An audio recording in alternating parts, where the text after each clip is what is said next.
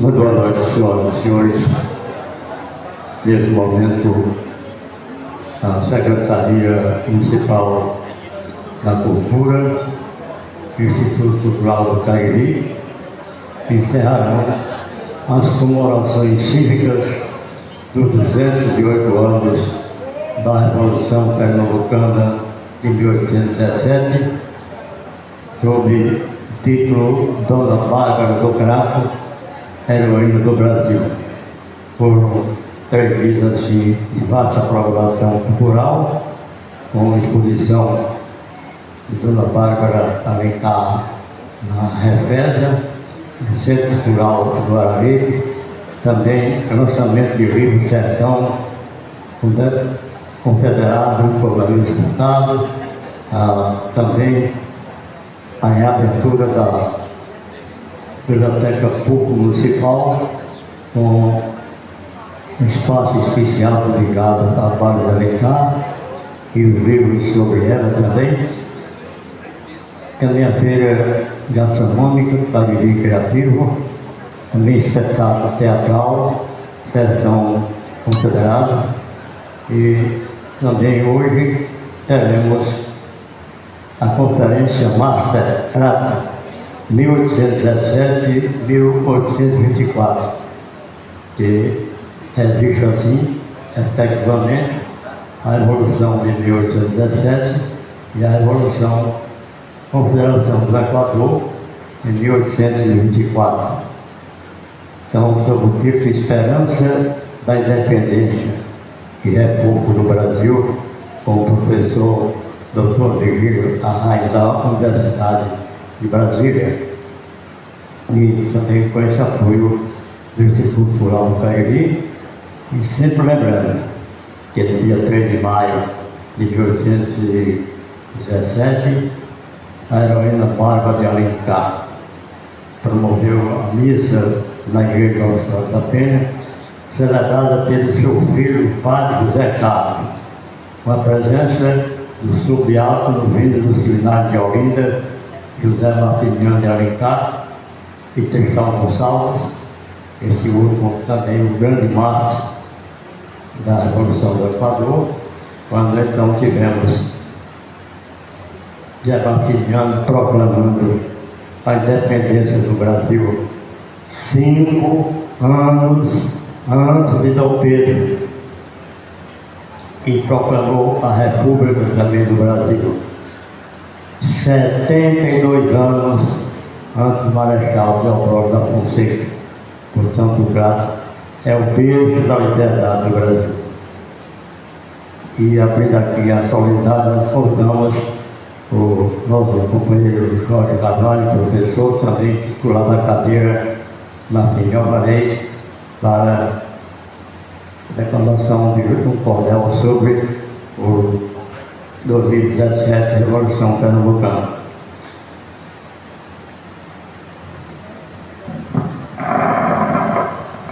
Boa noite.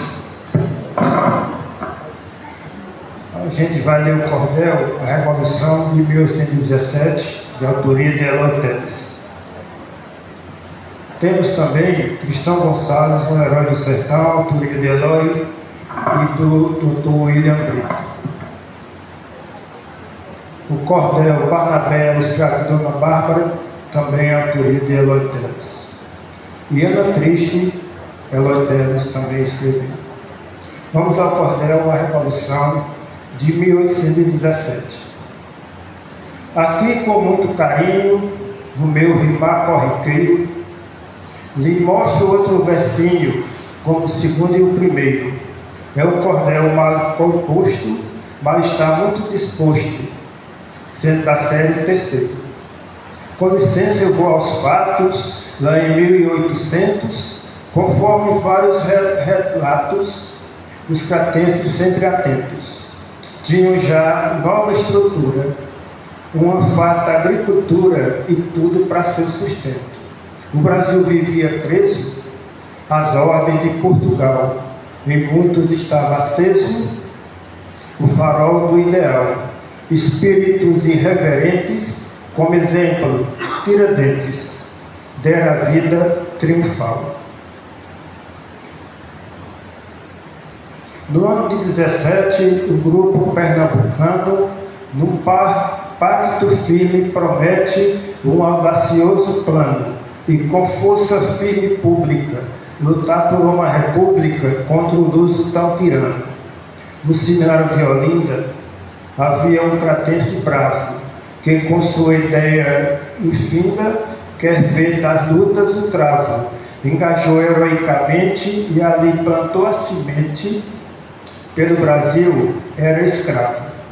Era José Martiniano, esse cratense valente, e pelos pernambucanos foi mandado no continente, para no crato fomentar a luta para libertar o Brasil e sua gente. Estava então combinado, tudo conforme o ensaio, ecoaria este brado nos céus como um forte raio. Em Recife do Crato, no momento bem exato, a data era 3 de maio. A mãe de Martiniano, Dona Bárbara de Alencar, aderiu logo ao seu plano, sem obstáculos botar. O apoio foi de repente, pois era mulher valente, com o ideal de lutar. E os irmãos de Alencar, homens bravos de valor, com a sede de lutar pela pátria com amor, também formaram com ele, e então do lado dele a conjura prepararam.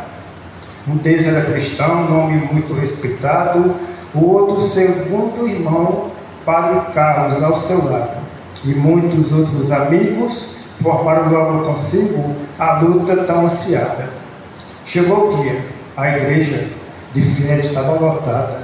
Alencar nem pestaneja, ao púlpito digo, hora atrasada. Lá lê bem alto no manifesto um verdadeiro protesto em voz bastante pausada.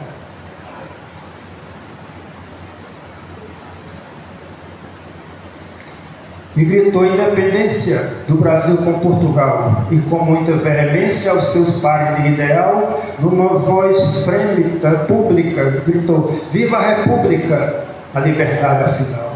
E o povo aos gritos: viva a República, a liberdade, viva o Brasil, viva, viva, e ecoou na cidade. E no patamar altaneira, salve uma branca bandeira, o símbolo da liberdade. E ali naquele instante, com a tinta do heroísmo, o Crato entrava vibrante na história do civismo. Este ato varonil se antecipava ao Brasil com verdadeiro altruísmo. Pois 5 anos depois, Dom Pedro, com veemência, no ano de 22, gritava a independência. Crato assim se antecipava, 5 anos e gritava sua liberdade, pois.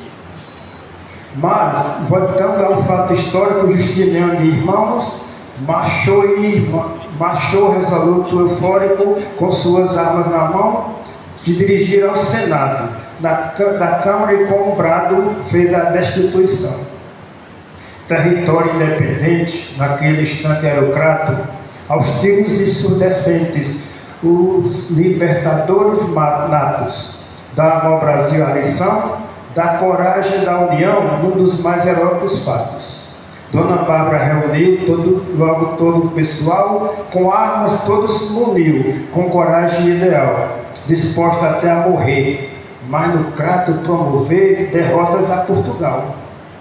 Alencar fez as mudanças de todas as autoridades, depois, sem muita tardança, com muita prioridade, daqueles fatos notórios, foi extenso relatório e mandou com brevidade.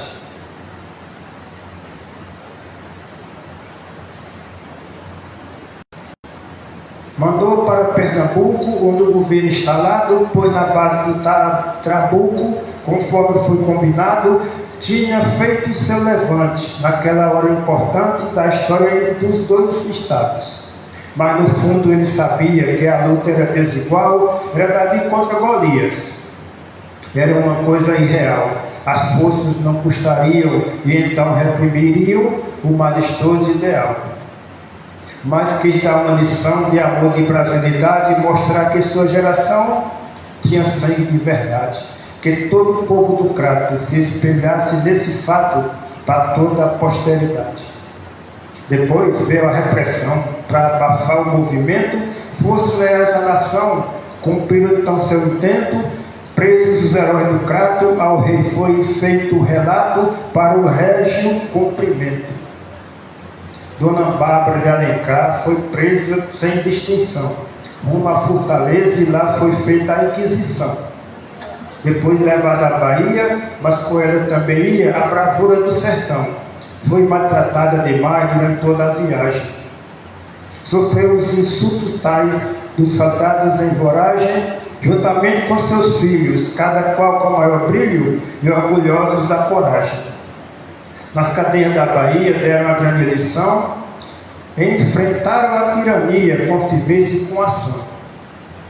Os nobres republicanos cratenses passaram anos nas masmorras da nação, martiriando sem assinte da prisão com galhardia. Em 1820, cheio de brilho saía. Era outubro, dia 2, Tristão e Carlos logo depois saíram no mesmo dia.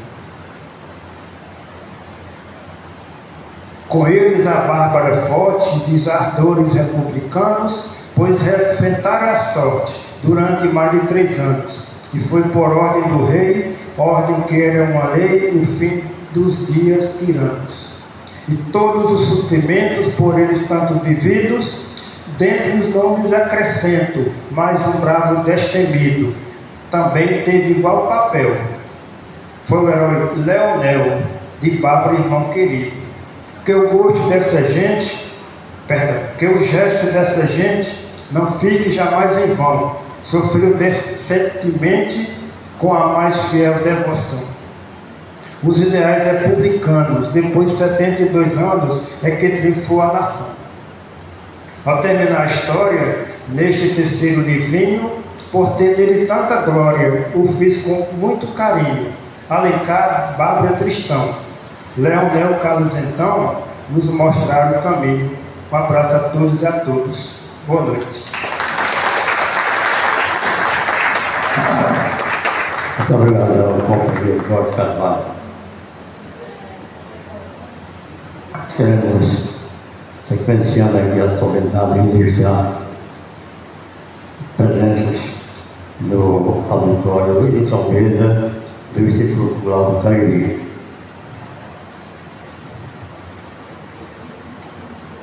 Registramos a presença de Ariana Branco, secretária executiva da Cultura, Ana Paula Costa Silva, representando o SENTEC, Cleócio Oliveira, pedindo já tem desculpa, e também Sócio Benedetto, do Instituto Cultural do Cariri.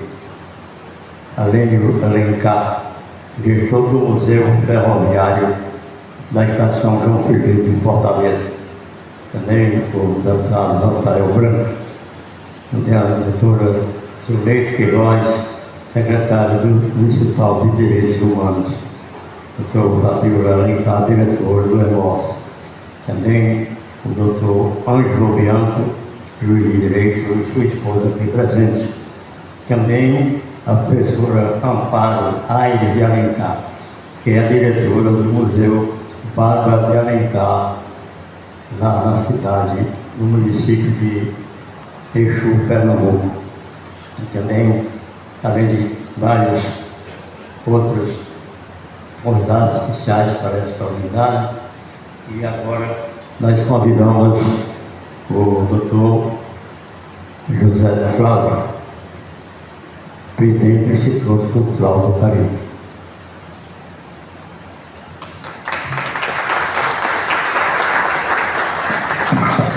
Boa noite a todos e todas.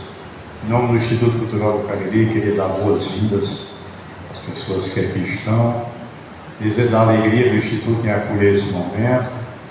Essa data do 3 de maio é a data mais importante do Cariri e do Crato, principalmente.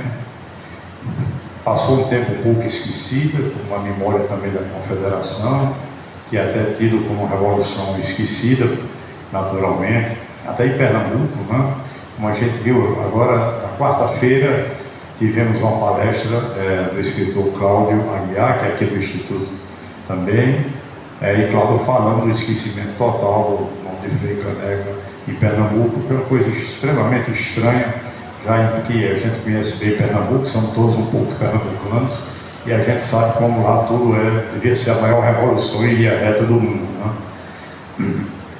Então, esse é um momento importante, porque a gente teve a comemoração dos 200 anos da Confederação do Equador. No ano passado, tivemos os 200 anos da morte de Tristão, no 30 de outubro, e 200 anos da morte de Padre Mororó, do fuzilamento, do arcabuzamento de Padre Mororó, no 13 de janeiro último, né?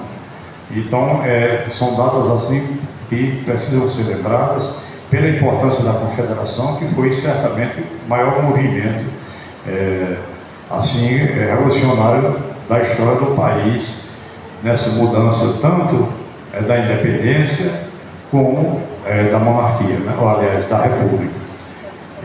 E é muito mais esquecida, por exemplo, que a Confidência Mineira, que é uma revolução que não saiu de dentro de um armazém praticamente, e no final, simplesmente só o mais pobre foi fuzilado, foi Tiradentes, o resto foi degradado, depois voltou tudo numa boa, e não aconteceu absolutamente nada. E na Confederação, mais de 100 pessoas foram fuziladas, julgadas e fuziladas, mais de 100, né? Fora os que morreram em campo de batalha. Então é esquisito que isso não seja lembrado, né? Então, para a gente, no Crato, é uma data extremamente importante que foi apagada historicamente. A casa de Bárbara foi derrubada, eu inclusive não me lembro de, como criança, ter visto a casa levantada de Bárbara. Já vi como coleporia ali a casa dela. A de Pinto Madeira continua levantada, e o contra-revolucionário é muito mais insensato aqui do que os revolucionários. A gente tem uma rua com o nome de Bárbara, tem uma rua com o nome de Tristão, uma rua com o nome de Zé Martiniano, que é uma rua que ninguém sabe onde é, porque o nome Zé de Alencar a gente pensa que é do escritor, não é de Zé Martiniano. E temos um bairro todo com o nome de Pinto Madeira, e temos a avenida que liga o Crato à Barbalha, passando por Agalajara, o nome é de Pinto Madeira. E os outros são totalmente esquecidos, a coisa é muito estranha isso, né? Então, eu acho que por conta disso tudo, esse momento é importante. A gente fez uma parceria com a Secretaria de Cultura do Estado, de Cultura do município, que foi, esse ano, eu acho que foi assim muito bonito o movimento que o Crato fez, e junto com a possibilidade, finalmente, de resolvermos o problema dos dois museus, que era uma chaga eterna, inclusive uma chaga maior até para o Instituto Cultural, porque o museu, os dois museus praticamente saem de dentro do Instituto.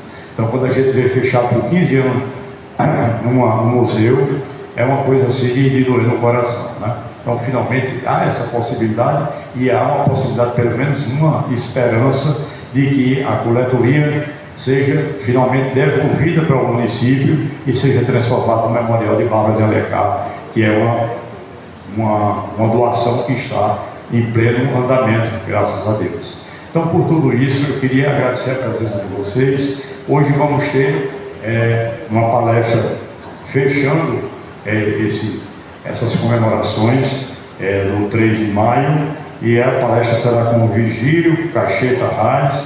Eu vou ler uma breve biografia de Virgílio aqui, antes dele ser chamado. Professor do Departamento de História, onde leciona as disciplinas de História Contemporânea do Instituto de Relações Internacionais da Universidade de Brasília, fundada por Darcy Ribeiro, Anísio Teixeira, e ressalta-se pelo cratense Heron de Alencar, injustamente esquecido na memória da instituição.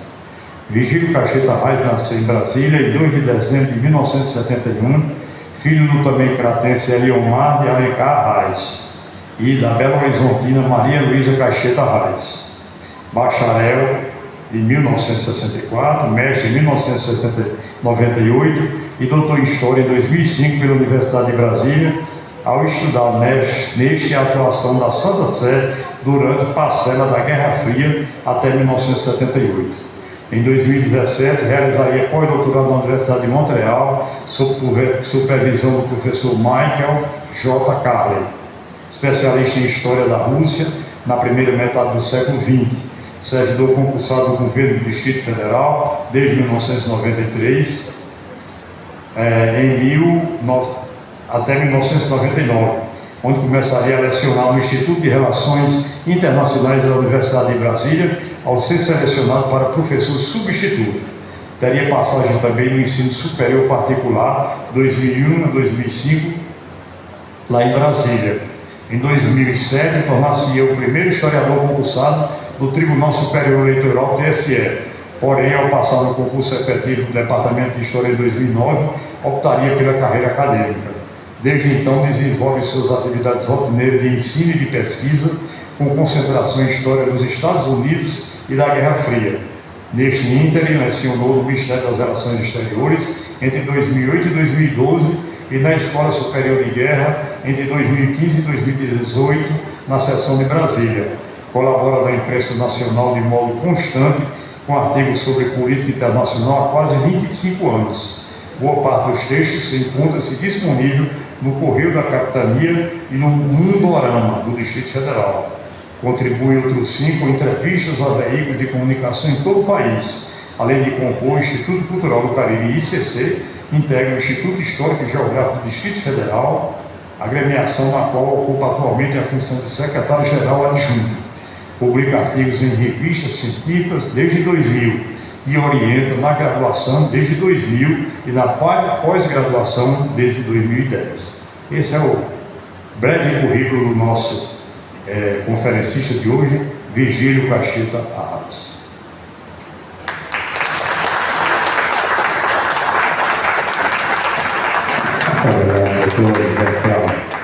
Agora nós convidamos a professora Fabiana Gomes Vieira, secretária municipal da Cultura.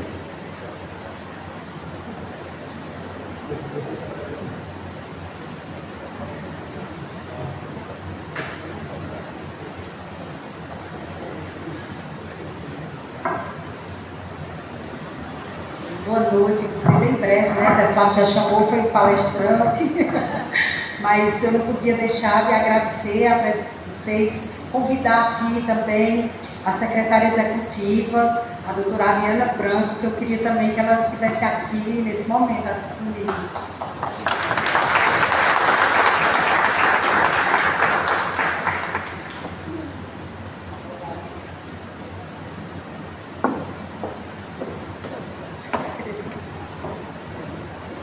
Então, nós somos as pessoas, né, as mulheres que hoje estamos trabalhando na Secretaria de Cultura aqui do município de Crato, e nós estamos num momento muito felizes, né, Ariane, e que a gente vai encerrando essas atividades comemorativas à data cívica do 3 de maio. Então, eu quero também registrar aqui que eu cometi aquele pequeno erro, que fui eu que entreguei aqui a lista das pessoas aqui presentes. Eu quero registrar aqui a presença do Dr. Marcos Cunha, que é o vice-presidente aqui do nosso Instituto Cultural do Cariri.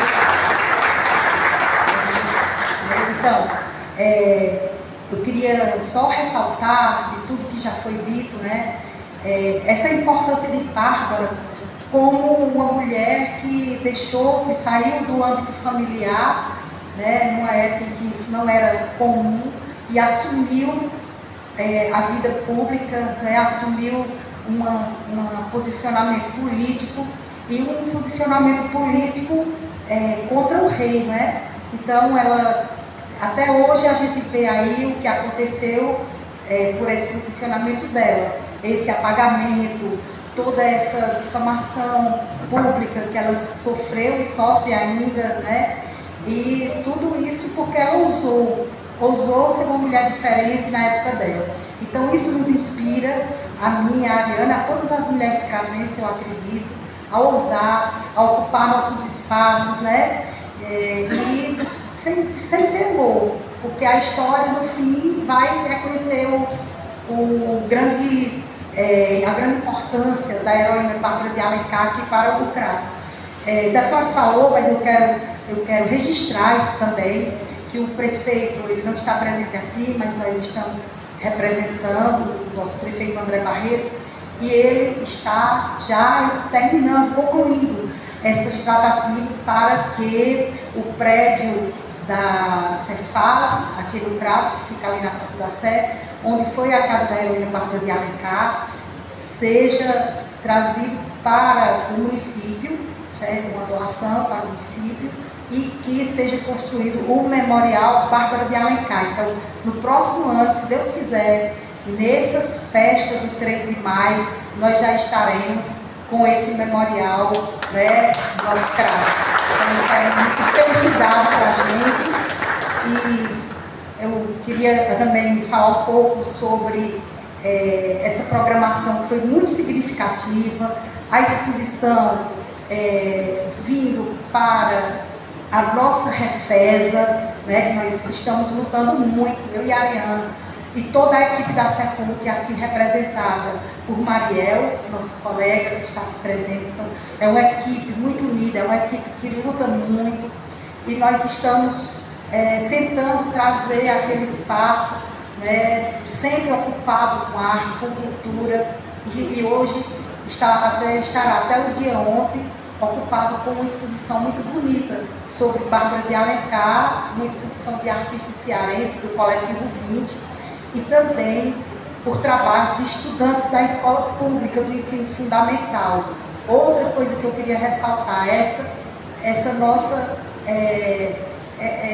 parceria cultura-educação, porque esses meninos estudaram sobre a Revolução, sobre a Confederação, sobre Dona Bárbara, e eles mesmos produziram também os trabalhos que estão lá na Refesa. Quem ainda não foi, está convidado a ir ver, a conferir essa exposição, que está muito bonita. E também a Biblioteca Pública Municipal, né, que recebeu um grande momento também, que foi o lançamento do livro, também alusivo à Confederação do Equador, de um escritor muito bacana, né, que foi premiado com o prêmio Jabuti de literatura, né, que é o Márcio Furtado. Então, tudo isso trouxe muita alegria para nós esses dias, que agora nós estamos, nesse momento, fechando tudo isso com essa inteligência rara, né, com essa mente brilhante, que é o nosso convidado de hoje da conferência, que é o Dr. Vigílio. Antes do Dr. Vigílio vir, Ariana, você quer falar alguma coisa? A Ariana é mais de ação, viu, gente? Eu sou mais de falar e ela é mais de ação.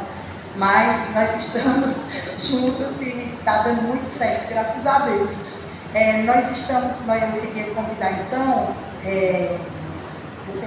deixar aqui a palavra para nosso memorialista, e hoje vem chamar o professor que vai falar, que é muito importante. Por quê? Porque tudo isso aconteceu a partir de uma parceria com o Sintaf, que é a Fundação Cefaz, dos servidores da Cefaz. Então, tudo isso nos foi proporcionado por essa fundação, e hoje nós temos aqui um representante dessa fundação, que tem até também mais notícia boa para o Crato, né, para o Cariri. Então, eu vou passar aqui para Cabral, e ele vai chamar aqui o representante do Sintaf. Muito obrigada, boa noite.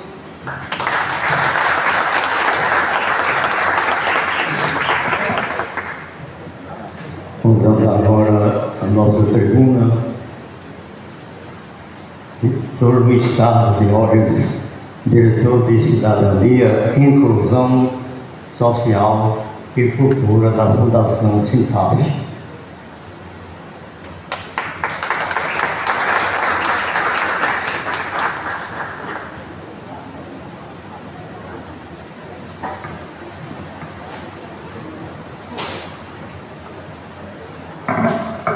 Boa noite a todas, prioritariamente, e a todos, falando de Bárbara. Eu sou muito breve, eu acho que era até desnecessário aqui a fala, mas a Fabiana tratou aqui de uma parceria que já vinha se construindo, né? A gente tem um trabalho de pesquisa, não acadêmica, mas assim, voluntário, sobre Bárbara de Alencar, né? Principalmente onde a Bárbara está enterrada, né? Que é no distrito de Itaguá, desde 28 de agosto de 1832. Imaginar que é um distrito, fugindo das perseguições do pintismo, né, das revoluções. O Pinto Madeira, tão homenageado aqui, como o professor falou, né? Então esse trabalho já existe há 4 anos e vem resultando em alguns fatos e, né, feitos também. Um deles foi agora o lançamento de uma peça teatral, Sertão Confederado, né, que o dramaturgo é o Maílson Furtado, com 2 equipes, 2 grupos de teatro de Fortaleza. O Sertão Confederado foi exibido aqui, exibido em vários locais de Fortaleza e do Ceará, principalmente locais emblemáticos para a Revolução, para a Confederação do Equador, em 1924, como Xeramupim, terra do Padre Mororó, o Maracati, né, também emblemático, onde se deu o início das revoluções, onde foi sede de governo, né, passou e veio para o Crato, como não poderia já ser diferente. Resultou também na publicação, agora é uma obra literária, o Teatro Sertão Confederado foi lançado aqui, né? Aqui primeiramente, de fato, né? E também na Bienal também, claro, esquecendo. Mas eu queria também justificar a ausência do lançamento do outro livro, que é da nossa parceira historiadora, ex-aluna da UCA, é um estudo monográfico que trata a Bárbara, uma biógrafa da Bárbara, né? Muito espelhada, seguindo aí os passos do Antônio Gomes de Araújo, né? O maior biógrafo talvez da Bárbara, que resgatou toda uma história com fundamentos, pesquisas, né? Só ainda registrando, o Sertão Confederado, que é essa peça de teatro, ela é narrada pela Ana Triste, a mulher do Tristão, né? Companheira de todas as horas do Tristão, esquecida. Tem um cordel aqui, sabendo agora, vai ser poeta, né? Também um cordel sobre a Ana Triste, mas não existe páginas nenhuma na história, coisa rala demais, né? Nem sobre Bárbara também. A Bárbara é heroína nacional desde 2014, por uma lei nacional sancionada pela presidenta Dilma, né? Uma lei, a proposta da Ana Reis, quando deputada lá de Recife, né? Pernambuco, mas é uma heroína nacional, está no panteão dos heróis e heroínas nacionais do Brasil, né? Mas interessante é o que tem, ainda, como disse o padre Antônio Gomes de Araújo, o pregresso. A Bárbara não surgiu em 1817. O testamento do Manuel de Arruda Câmara, uma espécie de ideólogo da Revolução, né, de 1817, padre carmelita, vinha da França como cientista, ao mesmo tempo incendiado pelos princípios e o ideário da Revolução Francesa. No testamento que ele escreveu 3 meses antes de morrer, em 1810, em Recife, ele dizia: se a Revolução for vitoriosa, considerem a Dona Bárbara do Crato como heroína. 1810. A Revolução estourou em 1817. Você vê que tem um pregresso, como diz o padre Antônio Gomes de Araújo. Tem um pregresso, saber o que foi isso. Saber por que ela trouxe um pedreiro de Recife para construir uma casa de Benefica, a primeira do Crato. Olha, o senso de esteta já é uma curiosidade que merece pesquisa, mais pesquisa, né? Casar com alguém bem mais velho do que ele, inclusive com disputas familiares, se dispondo com os pais, né?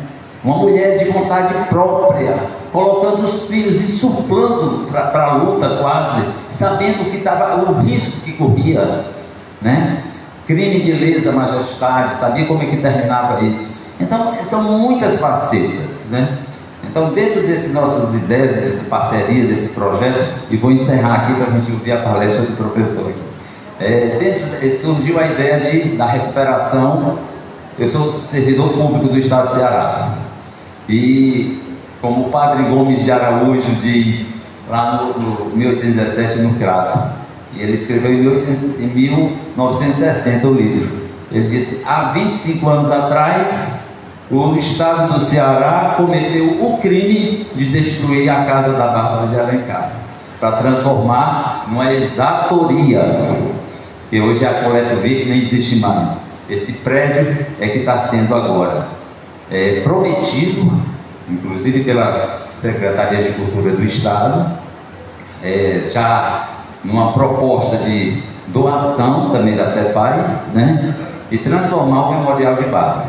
Para que, aí sim, é o grande sentido, memorial para que seja visitado, conhecida essa história dessa heroína, né?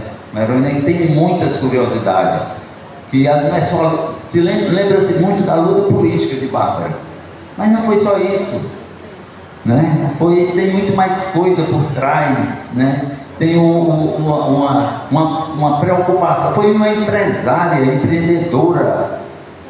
Nesse sentido, só para encerrar de fato, surgiu agora, acabou de nascer uma lei que altera a Lei de Diretrizes e Bases da Educação.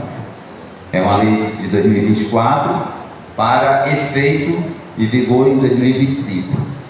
Ela acresce a LDB o artigo 26B e diz exatamente que é obrigatório no ensino fundamental e médio a se explorar a temática dos movimentos ou das mulheres que fizeram história. Não está facultando, é obrigatório. A obrigatoriedade na rede pública e privada se explorar as mulheres que fizeram história. Eu fico imaginando quem no Ceará imaginando, ou mesmo como um símbolo do país e para a humanidade, uma mulher que em 1800, no transcurso dos séculos 18 e 19, dentro do patriarcado arraigado, como ainda hoje existe, é resiliente, permanece, como é que a pessoa quase sozinha, influenciada por quem, qual outro grupo que se aliou a ela para fazer essa revolução toda. Então podemos até imaginar que a Bárbara fez escola na região, não só do Cariri, porque em 1824 as mulheres do Quixeramobim e do Ipó, elas se juntaram muitas, de 50 ou mais, assinando manifestos, enviando para o Padre Mororó, que era o redator do Diário do Governo do Estado, primeiro jornal cearense. Por isso que o Padre Mororó é paraninfo. E nelas, elas insuflam os maridos a força, a luta, e sabiam do crime que cometiam. Então, o fim da Confederação do Equador, o desfecho, vencer os monarquistas, vencer os poderosos, venceu o patriarcado de novo. As mulheres se recolheram para as camarinhas e para as suas cozinhas. Então a Bárbara é um exemplo de feminismo para a humanidade. Essa é a ideia do memorial, essa é a ideia da rota turística Caminhos de Bárbara, que vem junto, essa é a ideia de curso de turismo aqui na região, para que se crie de uma forma mais embasada, ideológica e cientificamente, a vida do mundo a conhecer a história da Bárbara aqui. Muito obrigado e desculpe aí por você.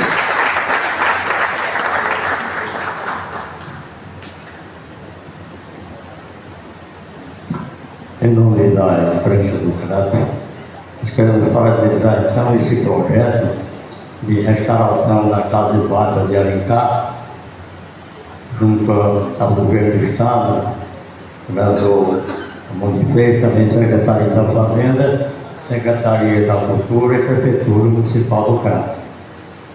Ali a Casa de Bárbara de Alencar, depois funcionou uma escola municipal e em março de 1937, quando era interventor do Estado do Ceará, Francisco Menezes Pimentel e secretário da Fazenda Plazos Castelo, demoliu assim esse patrimônio histórico do Crato para instalar a Secretaria da Fazenda, a CEFAI. Então, quando eu concluí o cerimonial da reforma do prédio, eu encerrei o cerimonial dizendo, conversando sobre a devolução da casa de Bárbara. Eu disse perante o secretário da Fazenda e disse, faz, isso não se faz. E esperamos agora que nós possamos também dizer, isso sim, isso se faz. E também aproveitando aqui a oportunidade da presença do Dr. Alino Alencar, gestor do Museu Ferroviário, Estação João Felipe de Fortaleza, da antiga Rede de Ação Cearense e depois da Rede Federal Repesa, nós queremos lembrar a seu município, as entidades, o povo em geral, que no próximo ano, dia 8 de novembro de 2026, aqui o Crato estará comemorando o centenário da chegada do primeiro trem, inauguração também da estação ferroviária, as duas estações. Por sinal, ele chegou às 11 horas. Aqui de Fortaleza, com o ministro da Aviação, Francisco Sá, que é patrono da praça aqui da estação, também com o governador do estado e outras autoridades. Então, queremos pedir desculpa por ocupar esse espaço que não é meu, e então agora convidar para a mesa o Dr. Vigílio Arraes, que é o palestrante da noite.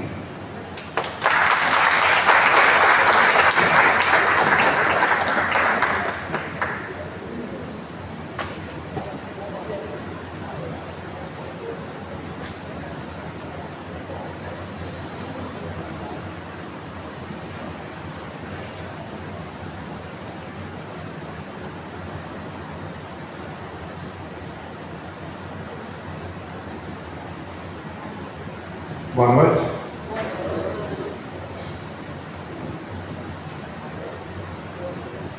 Bom,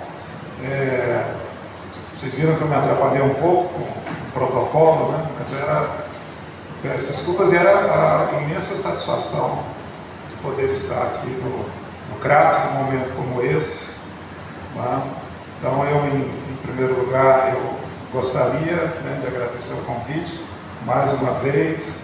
A secretária de Cultura, Fabiana Vieira, muito obrigado. A acolhida aqui no Instituto Cultural do Crato, o presidente José Flávio Vieira, e mais uma vez agradecer a presença de vocês. E eu gostaria então de cumprimentar. Muito obrigado. Vamos ver se eu consigo, né, contribuir um pouco aqui para a reflexão. Outro dia, escutando algumas pessoas falando, né, que tem, enfim, mais de uma nacionalidade do país, e, enfim, E, P e tal, e me perguntaram se eu teria também. Eu disse que tinha, né, e aí me perguntaram de que país. Eu disse, olha, não é um país, é uma nação. Eu disse, mas e onde que fica? Eu falei, não fica tão longe não. E como é o nome? É o Crato. Isso aqui é a nacionalidade brasileira e poeticamente é do Crato. Mas como assim? Eu disse, porque enquanto o Brasil só se torna república em 89, o Crato já fez em 17. Enquanto o Brasil só teve uma presidente em 2011, o Crato teve em 1817. Então o Crato antecedeu todas essas ondas, todos esses movimentos. Então eu me sinto privilegiado de pertencer espiritualmente, visto que eu não nasci aqui, à República do Crato. Então eu gostaria de compartilhar isso com vocês. Tá? Obrigado.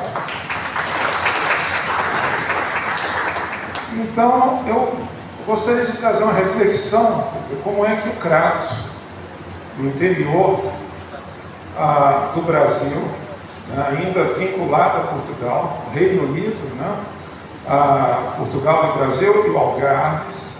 Como é que esse movimento se desenvolve?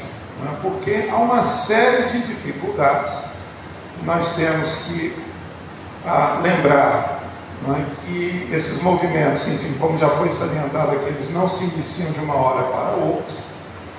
E na nossa mentalidade ibérica, ou na nossa mentalidade sul-atlântica, os vínculos do absolutismo eram muito mais fortes que em outras regiões.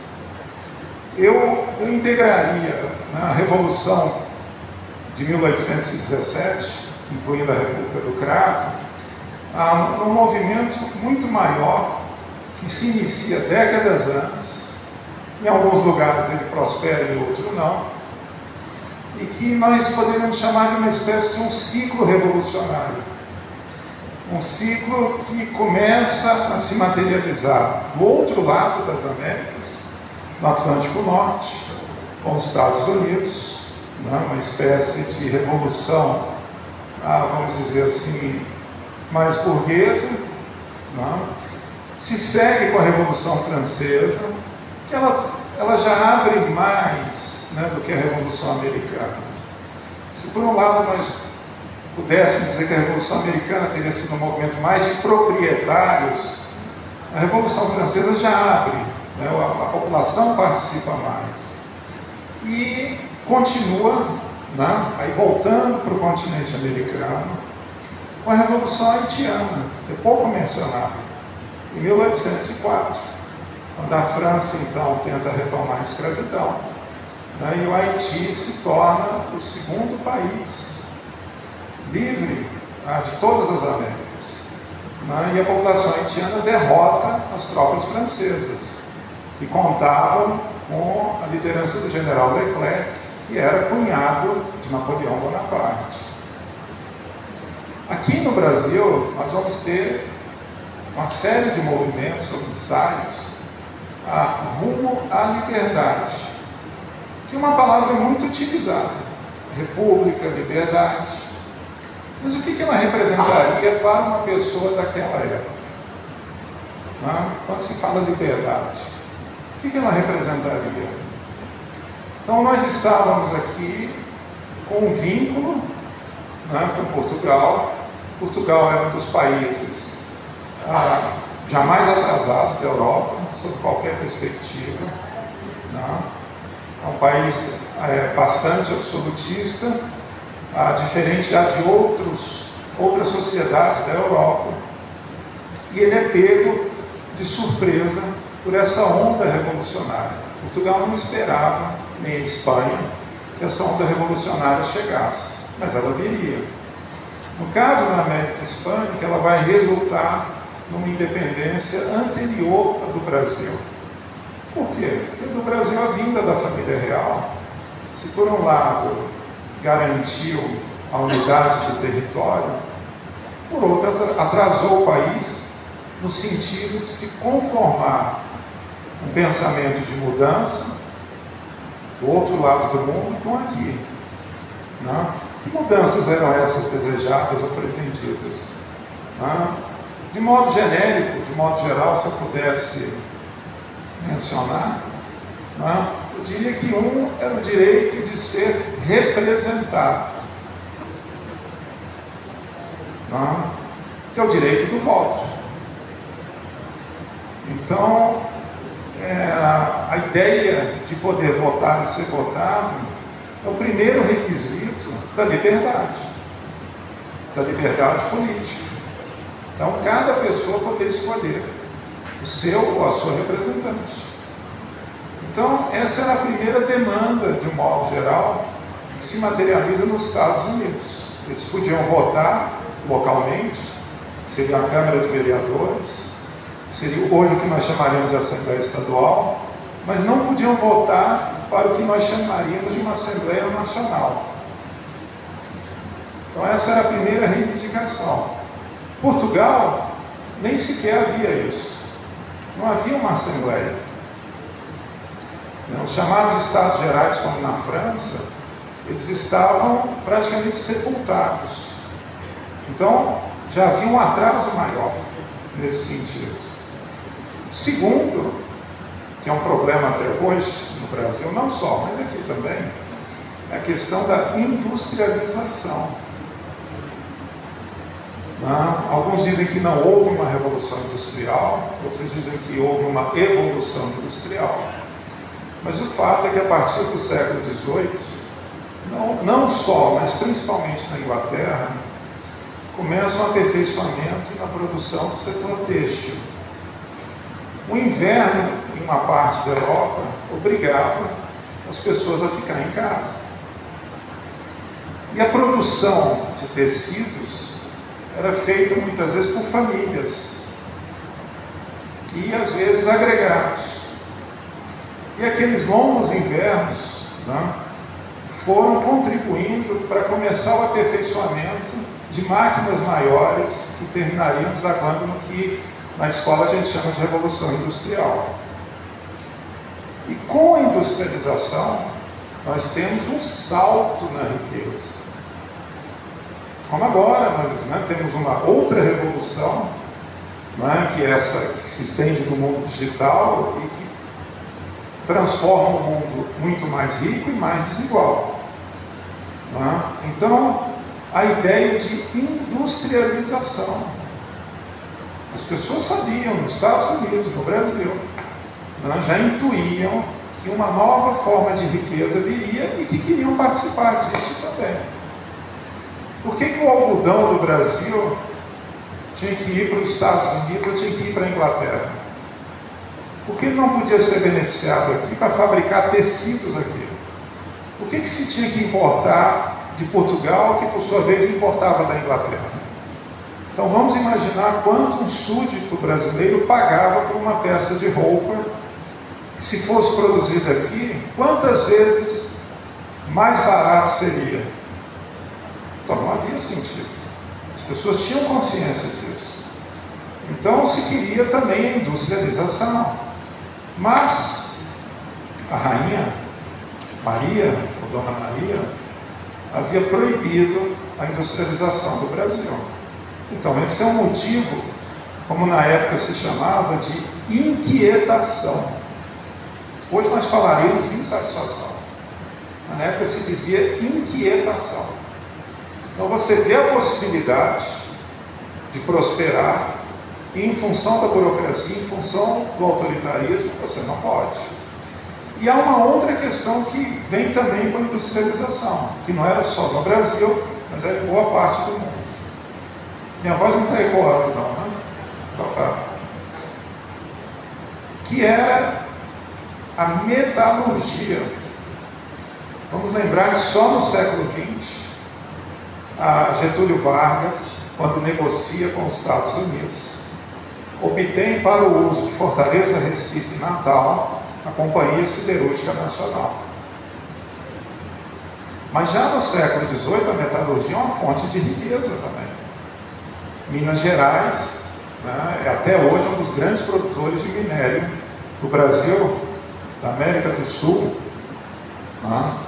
E por que a siderurgia? Porque ela é estratégica, não só para a indústria civil, mas para a defesa, a fabricação de armas. Então é compreensível que Portugal não quisesse siderurgia, porque o Brasil poderia começar a preparar suas próprias armas para se defender, eventualmente, dos espanhóis na fronteira, para se defender da pirataria. Quantas vezes os franceses invadiram o Brasil, Rio de Janeiro, e não havia armas? Então essa era uma inquietação não só do Brasil, mas também da parte hispânica e na parte inglesa, como se dizia na época, América inglesa. Então a questão de poder votar e ser votado, a questão da industrialização. Uma outra questão, nós estamos falando aqui de transformações tecnológicas. E o Brasil, diferentemente da América inglesa e da América espanhola e hispânica, não tinha universidade. A nossa primeira Universidade Federal é da década de 20, no Rio de Janeiro, que é uma reunião da Politécnica, da Faculdade de Medicina, da Faculdade de Direito. Ela não foi pensada como uma universidade. E que dizem, porque a instituição nega isso oficialmente, ela teria sido formada para poder conceder um título de doutor honoris causa, porque só a universidade pode conceder o título de doutor honoris causa. E como o presidente eleito Itácio Pessoa havia sido galardoado muitas vezes na Europa, e ele queria retribuir, né? Então ele restitui as condecorações do Brasil, e para dar um título de doutor honoris causa para o rei da Bélgica, tinha que ter uma universidade, que o Brasil não tinha. A UFRJ diz que essa história seria uma lenda urbana, mas eu registro porque eu acho interessante. Então, o Brasil não tinha uma universidade. As pessoas tinham que estudar em Coimbra, e medicina na França. Enquanto que a América Hispânica já tinha universidade desde meados do século XVI. Os Estados Unidos já tinham desde o século XVII. Faz diferença? Enquanto o Brasil teve 4.000 bacharéis na época da independência, de 1530 até 1822, mais ou menos 4.000, a América Hispânica teve cerca de 400.000. Isso faz diferença. E faz diferença porque a América Hispânica já tinha produzido 7, 8, 10 mil títulos. E o Brasil só tinha produzido, acho que ninguém vai esquecer quando eu falar, um título. Um livro impresso no Brasil colonial. Porque quando a coroa portuguesa soube, proibiu a impressão de livro no Brasil. E aí as pessoas mencionam, quando Dom João veio, trouxe a imprensa régia. É verdade. Que na América Hispânica não seria nenhuma novidade, mas aqui para nós foi. E que explica até hoje os problemas com o mercado livreiro, mercado editorial, porque não se formou uma população acostumada a ler, porque não havia livros. E aí, essa é uma das questões que tem impacto nos movimentos de independência. Então, eles não são a princípio de independência. Nenhum movimento, seja nos Estados Unidos, seja na América Hispânica ou aqui, ele vem com essa ideia de ruptura. Porque é tão difícil romper laços, pessoal. Qualquer tipo. Mesmo quando os laços são ruins, é difícil rompê-los. Seja do ponto de vista familiar, do ponto de vista do trabalho, do ponto de vista político. Quando é positivo, ninguém quer romper. Quando é negativo, as pessoas têm dificuldade. Então, esses movimentos normalmente querem autonomia. Quando a autonomia não é possível, aí vem a ideia de ruptura. E aí a ruptura nós chamamos de revolução. Quando se pega, quando se consultam os autos, né, relativos a 17, por exemplo, ora se fala em revolução e ora se fala em sedição. Porque admitir a ideia de revolução é muito grave. Porque a sedição pode ser uma insatisfação momentânea. Normalmente as sedições, as revoltas, as rebeliões nascem de insatisfações momentâneas. E nascem de que modo, em primeiro lugar? Nascem em função da carestia, da fome, da pouca comida.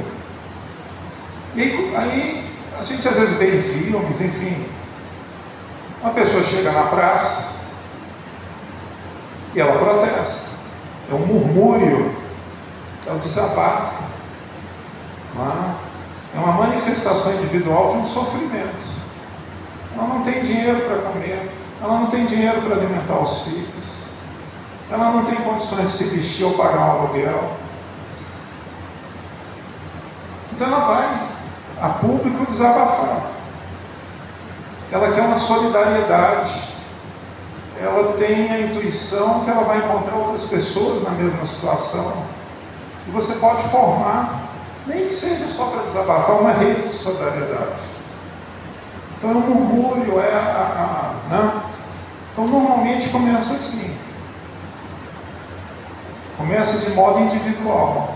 Se aquele murmúrio começa a se espalhar, se ele começa a se organizar, se ele começa a ter um peso, um espraiamento, as pessoas começam a expressar coletivamente aquela insatisfação, aí deixa de ser um murmúrio, deixa de ser um desabafo, vira um discurso, porque ele vai sendo repetido, ele vai sendo concatenado, as pessoas vão se identificando e passam a reproduzir.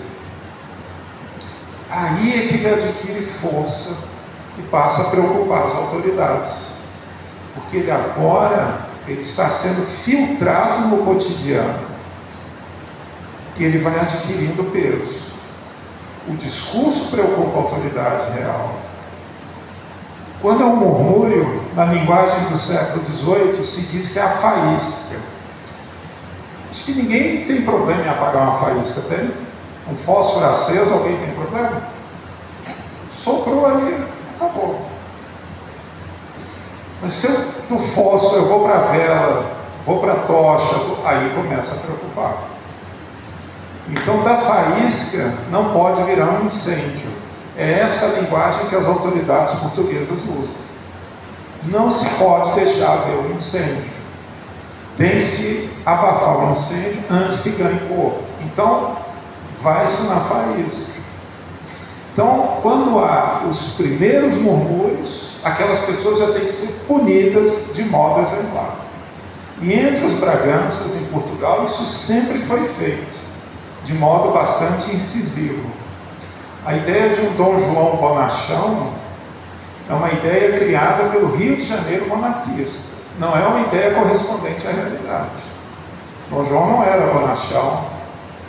Não, Dom João, hoje, enfim, né, teria de ser visto de outra forma, porque ordenou a morte, sentenciou a morte de inúmeras pessoas, tanto no Brasil como em Portugal, em função dos movimentos políticos.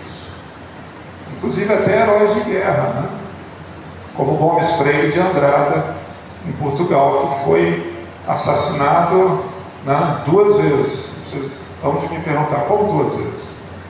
Porque os crimes de lesa majestade eram punidos com a morte 2 vezes. Eu explico, né, porque não é científico, mas é político. Enforcava-se a pessoa, reanimava e depois fuzilava-se. Depois esquartejava-se o corpo, depois se incinerava e não se dava um enterro cristão. As cinzas eram jogadas no mar. Então, essa era a maior mácula em Portugal a uma pessoa. Mesmo Gomes Freire de Andrada tendo sido um herói, mas Dom João não teve clemência, não teve piedade. Por quê? Porque a clemência era confundida como fraqueza.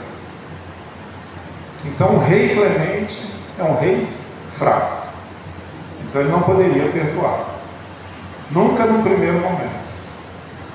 Então, quando as pessoas eram presas, as pessoas, sabendo que o rei não podia ser clemente, só tinha um jeito de tentar se salvar. Era ir para o espiritual, para o metafísico. E como esse metafísico se manifestava? A pessoa dizia, olha, eu reclamei que não havia comida porque eu havia bebido, eu estava fora de mim. Não era eu. Bom, então o rei pode analisar de outro jeito. Olha, eu reclamei que os impostos estão altos porque eu estava em transe. Algum ser se apossou de mim, então era um caso de possessão. Então, não era eu. Então o rei ou a rainha podia analisar de uma outra forma.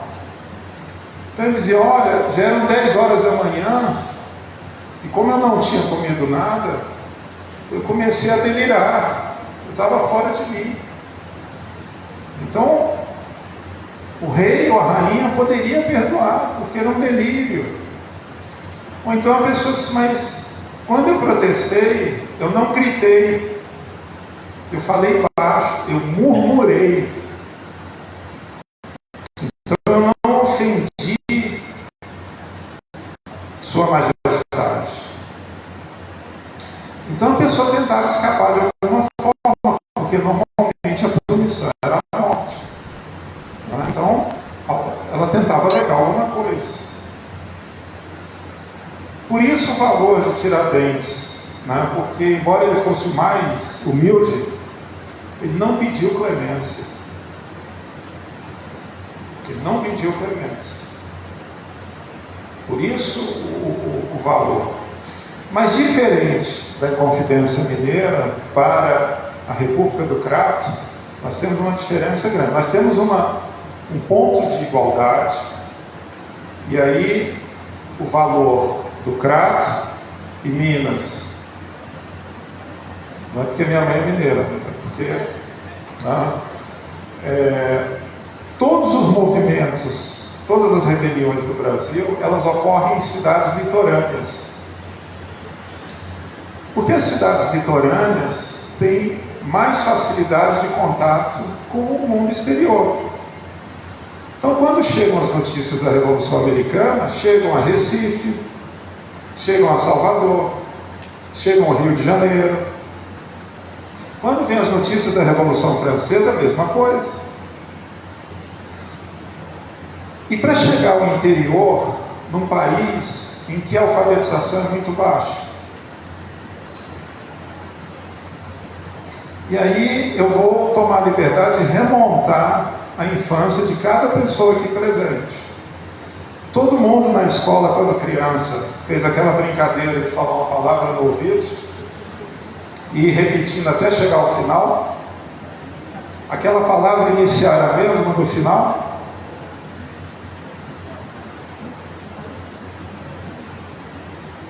Como é que eu vou fazer uma revolução se a população não é alfabetizada?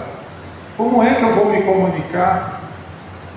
E como é que a mensagem que eu vou encaminhar vai ser entendida a centenas de quilômetros, atravessando o sertão, ou matas, ou floresta durante semanas?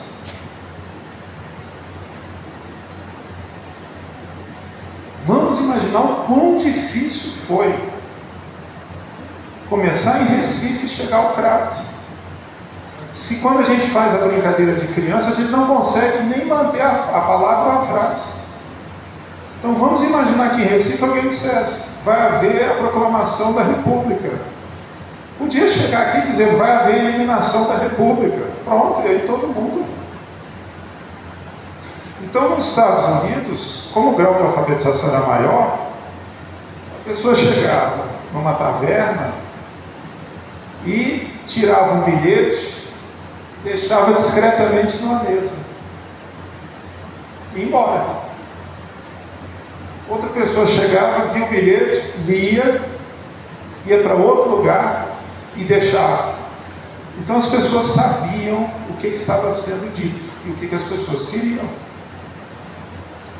No Brasil, você tinha que cochichar. E aí é uma dificuldade maior. Conspirar é mais difícil que conjurar. Por quê? Porque conspirar significa respirar junto, próximo. Então, quando na colônia, no século XVIII, se fala conspiração, significa uma coisa secreta.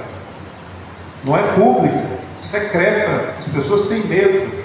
Tudo aqui estaria fechado. Porque as pessoas estão respirando proximamente. Aí vem a diferença para o movimento do Crato.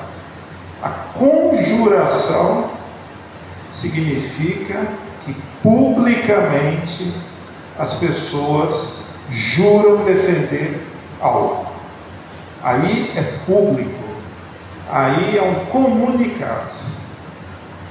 Então, os movimentos anteriores são conspirações, porque são secretos ou semi-secretos, são movimentos de elite, são movimentos de proprietários, como no caso de Minas.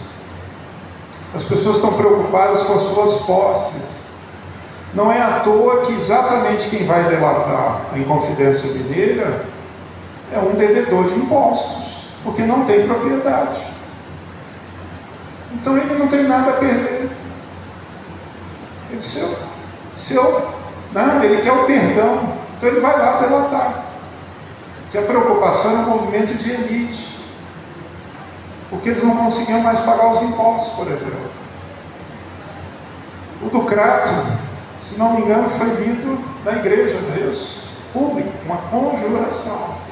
E por que a coroa chama de Inconfidência? A Inconfidência é um nome até que nós teríamos que repensar para qualquer dos movimentos.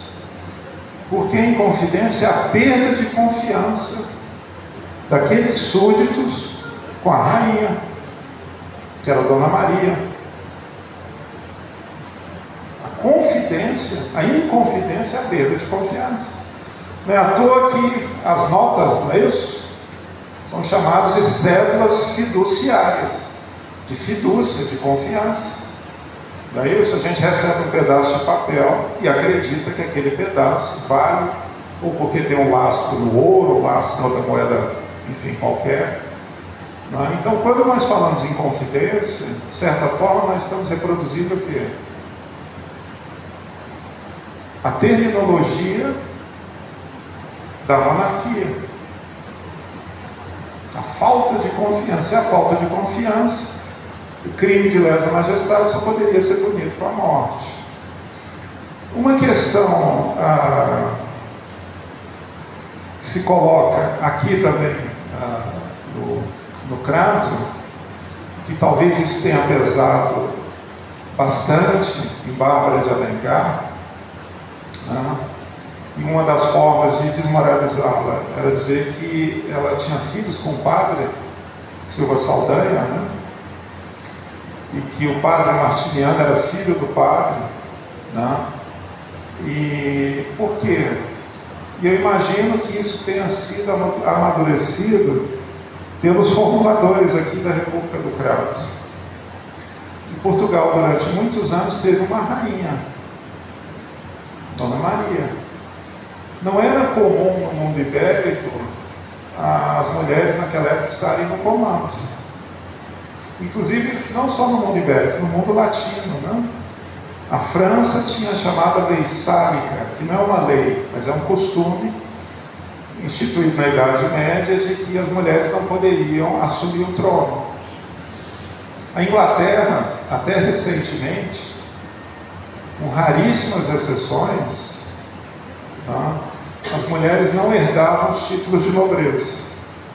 A Inglaterra teve 2 rainhas, mas os títulos de nobreza, ou seja, a Câmara dos Lords, elas não tinham mulheres. Então há casos na Inglaterra de que um conde, um duque, um marquês tinha só filhas, e você ia subindo para achar um ascendente masculino e encontrar aqui paralelamente e descer até chegar ao ascendente masculino. Então há casos lá de heranças gigantescas na nobreza, que eram pessoas cujo ascendente comum era 150, 200 anos. Isso foi abolido recentemente. Então era simbólico que aqui na República do Crato, até 1816, Portugal teve uma rainha, Maria, Dona Maria I, que fosse uma mulher. Se a monarquia podia ter uma mulher naquela época, a república também teria. Mas só que isso aumenta ou diminui a vontade de repressão do poder real? Aumenta a vontade de reprimir. Por isso que na devassa eles vão dizer que ela se dizia rainha, que ela era mulher do padre, porque era uma forma de desacreditá-la. Era uma forma de desabonar a conduta dela enquanto a rainha recém-falecida era viúva, era casta, era piedosa, etc, etc. Então, ter uma mulher na liderança, aos olhos de Portugal, era muito mais afrontoso do que não ter. Então, é uma característica pioneira aqui do movimento, pouco destacada, e que eu acho que deveria ser mais sobressaído, inclusive. No ambiente da época, isso foi de muita ousadia. Tanto, como eu disse no início, só em 2011 que o Brasil teria, então para nós termos aí a lembrança. E aí eu vou me socorrer com vocês e perguntar quais as cores da bandeira da Revolução de 1817. Alguém se lembra? Ou foi tão forte para apagar que ninguém se lembra mais? Oi? Azul e branco?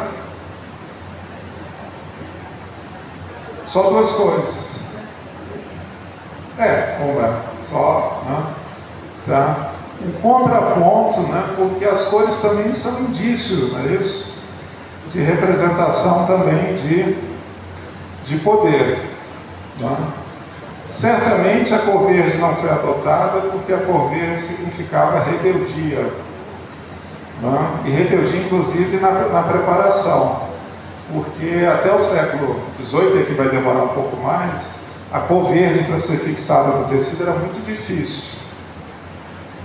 Tanto que o verde não fixado de forma muito presente, com o tempo ele vai ficando com que tonalidade? Amarelado, não é? E na visão das pessoas, eu acho que a maioria que acompanhou agora o conclave, não acompanhou? A cor dos cardeais, o vermelho, é esmaecido ou é bem presente? Porque nós não identificamos com as cores se elas estão fortes. Porque elas criam um efeito psicológico na gente. Então o verde, embora significasse rebeldia, era uma cor que não era adotada por conta dessa questão. Com o tempo ela desbotava no sol. O vermelho era a cor do poder. Mas de que poder? O poder real. O poder da igreja. Se a Revolução Francesa defende a separação da igreja e do Estado, eu não vou adotar no movimento republicano a cor da igreja, a cor do poder da igreja. Então ela é evitada.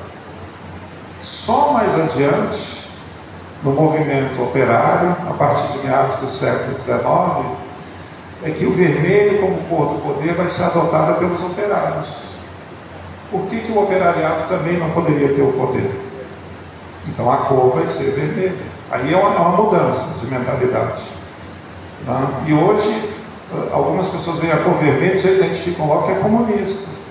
Quer dizer, mudou, ninguém fala é monarquista. É comunista. Então houve uma transformação.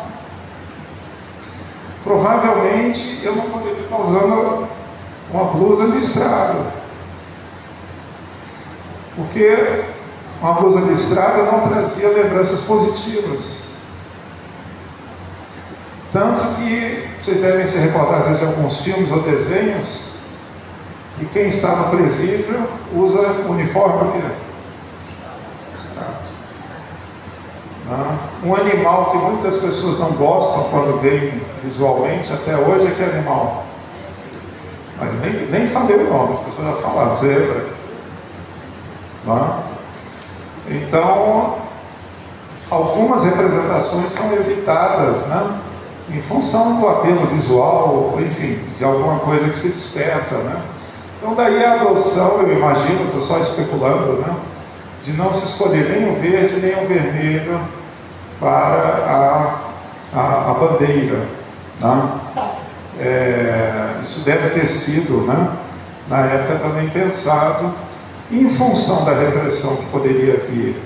É compreensível que se tenha queimado a documentação, que se queimassem as cartas, enfim, né? É uma tentativa de sobreviver e ninguém vai, né, ser contrário a isso, né? Ainda mais aqui na região onde as formas de vigilância são muito grandes e que não eram só do Crato, só do Ceará, só de Pernambuco, só do Brasil, isso era geral.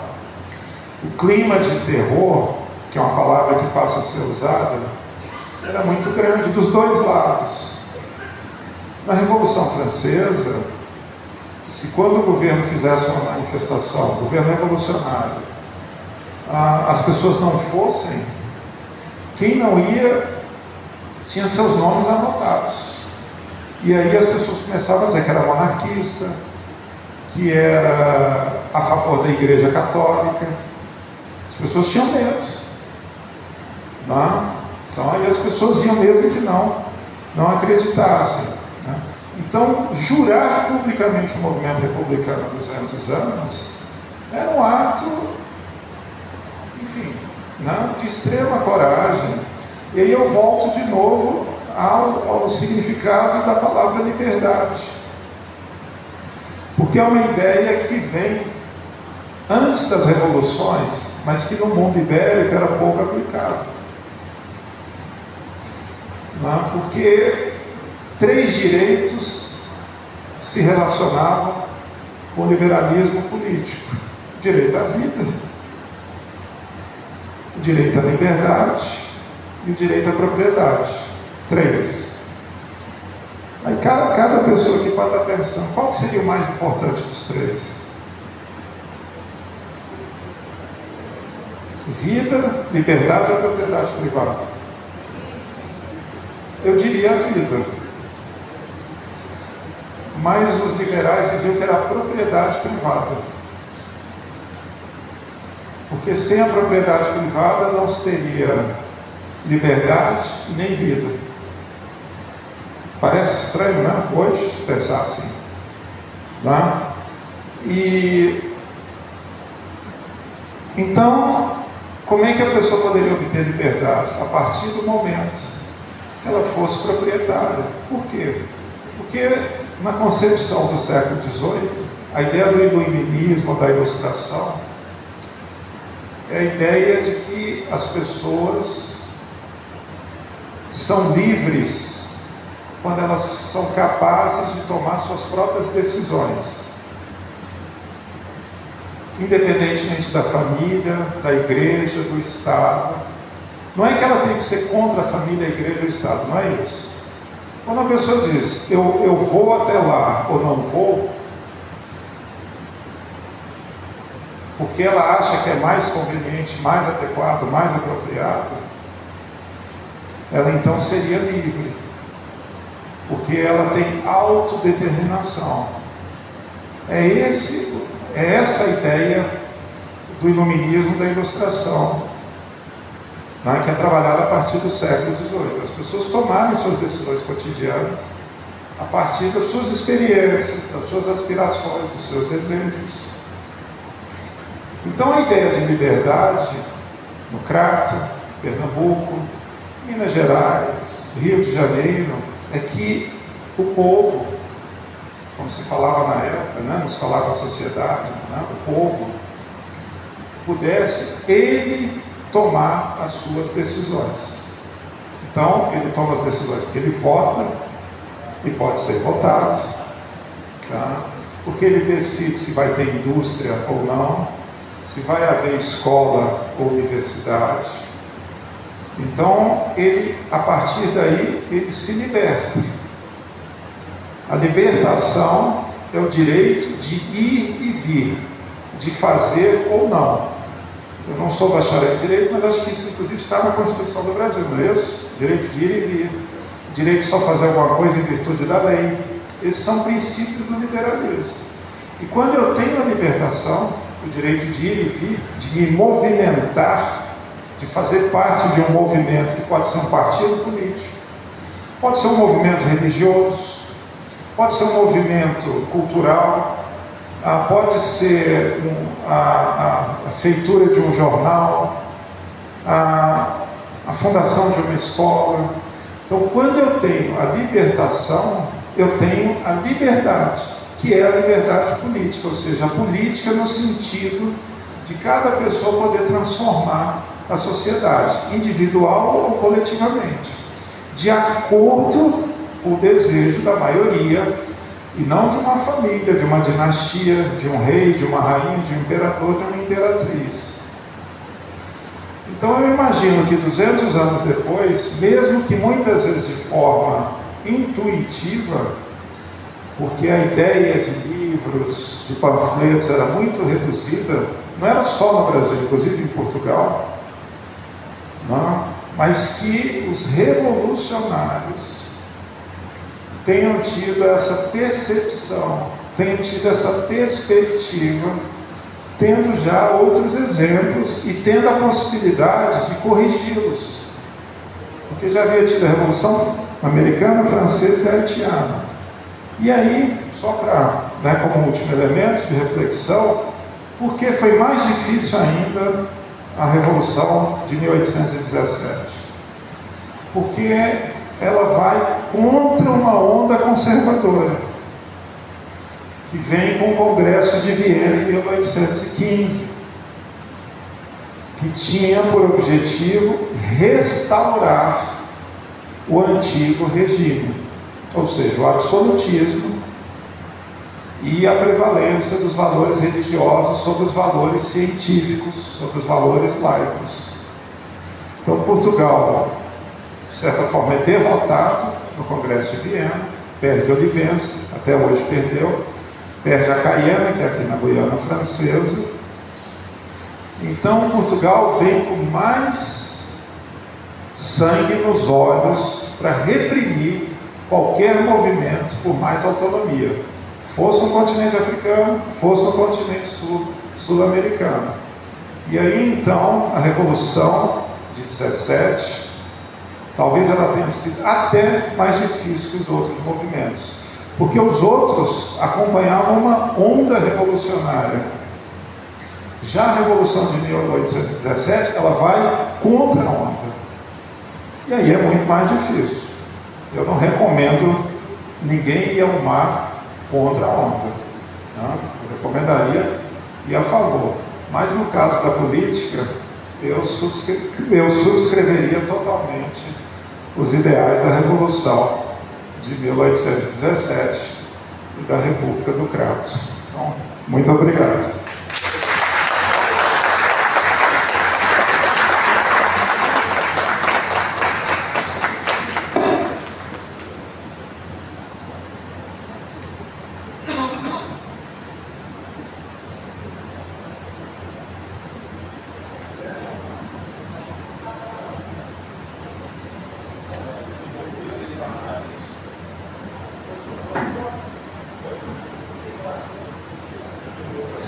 Se houver algum ponto que não tenha sido explanado, que não tenha sido bem abordado, o que eu puder agora acrescentar, também fico à disposição.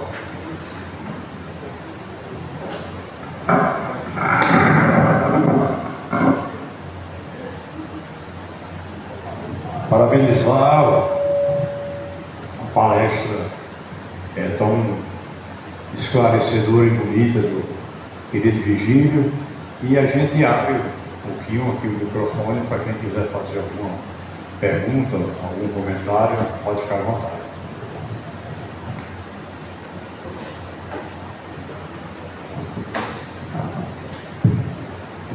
Professor Virgílio, eu gostaria que você fizesse um resumo a diferença entre 1817 e 1924. Obrigado. Sem cerimônia, né? Por favor, né? E sempre vestido, né? Senão eu fico sem jeito. 17 é assim, uma primeira tentativa que vem com uma repressão muito grande, mas que ela não foi tão incisiva, porque alguns podem estar se perguntando, mas por que Dona Bárbara, por exemplo, foi condenada à morte? Eu imagino que talvez ainda até em função da rainha. Condenar uma mulher naquele momento à morte transformaria Bárbara de Alencar em uma Marte, que como era a primeira, então, né, mas com outros não. Né? 17, eu acho que foi mais difícil, porque depois 22 já há independência, né, ainda que se tenha se mantido um Bragança à frente, né? E em 24, de qualquer forma, já não é um movimento, digamos, com ruptura transatlântica, né? Já indo para a Europa, inclusive, já seria uma movimentação interna, já nasce mais, quer dizer, as pessoas já tinham não é acostumadas, mas a ideia de república já não era tão nova, e ela nasce mais em função da economia do que da política. Porque em 24, a Pernambuco, e acho que imagino também um impacto aqui no Ceará, muito grande. Por quê? Porque os preços do açúcar, do tabaco, do algodão estavam caindo no mercado internacional. Vamos pensar Pernambuco sem o açúcar e os gastos do Brasil, não só com a corte, mas com uma guerra, pouco lembrada hoje, que é a guerra da Cisplatina, a guerra do Uruguai, que era custosa, inclusive cearenses foram lutar lá no Rio Grande do Sul. Vamos imaginar o recrutamento, né? A dificuldade para recrutar pessoas, tanto que vieram aqui no Ceará, né? Recrutar para lutar em milhares de quilômetros a cavalo, custo, treinar uniforme. Então em 24, inclusive dura mais tempo, porque a insatisfação econômica era maior, mas a repressão também vai ser maior. E aí vem um outro problema da história política do Brasil. Eu não posso arriscar aqui dizer se existe em outros países ou não, mas é do Brasil. Se chama o quê? Conciliação. Em uma democracia, nós temos que sempre dialogar. Jamais podemos considerar os opositores como inimigos, sim como adversários. Com o adversário a gente dialoga, né? Isso faz parte do jogo político. O inimigo não, que é o que normalmente acontece quando há um invasor. Né? Em 17, a ideia era que se lutava contra um invasor, que era a família real. Né? Vieram de Portugal para o Brasil.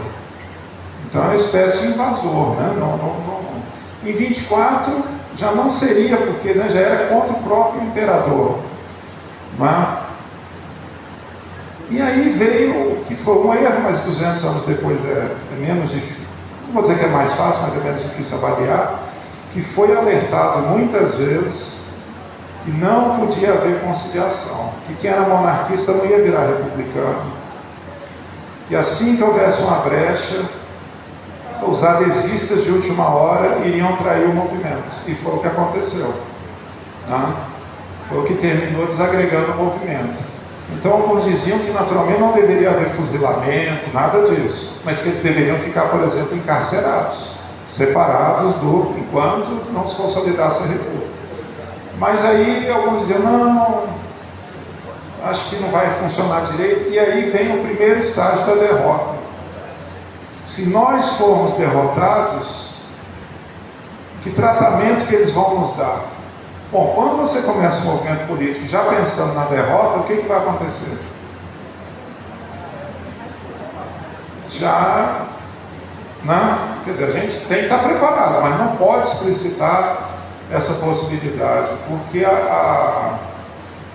na mesma época que se começam esses movimentos políticos no Brasil, não chegou aqui, ainda não chegou esse pensamento constituído aqui, mas já se pensava na Europa, em função da Revolução Francesa, Napoleão e tudo, que é um livro, é um cartapácio que dificilmente alguém vai ler todo, tem quase 1000 páginas, mas é o da guerra de um general prussiano chamado von Clausewitz.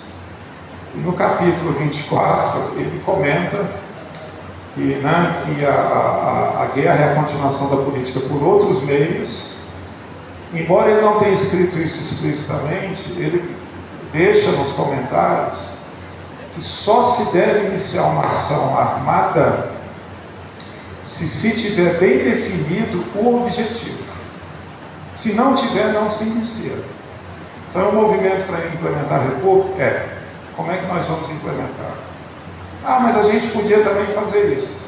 Não vai dar certo. O movimento tem que começar já com um objetivo bem definido do começo. Senão ele dilui, ele enfraquece, ele passa a desagregar. E aí, em 24, houve um fator fundamental que vem com a ideia de propriedade, que na época se abarcava também dessa forma, que era, no Brasil, colônia, posse e propriedade.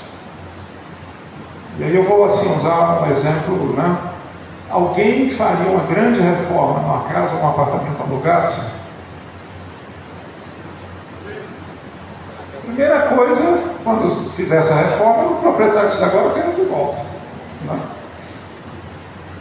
Então, o elemento fundamental do impulso ao desenvolvimento é a propriedade, na visão liberal. Sem propriedade privada não há capitalismo. A filosofia política inglesa do século XVIII deixa isso, assim, por que o capitalismo se desenvolve na Europa e não em outras regiões do mundo? Porque a questão da propriedade privada é definida antes de outras áreas do mundo, até hoje.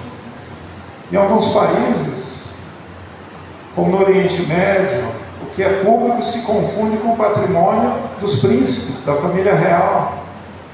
A China até hoje não tem um regime de propriedade privada definido.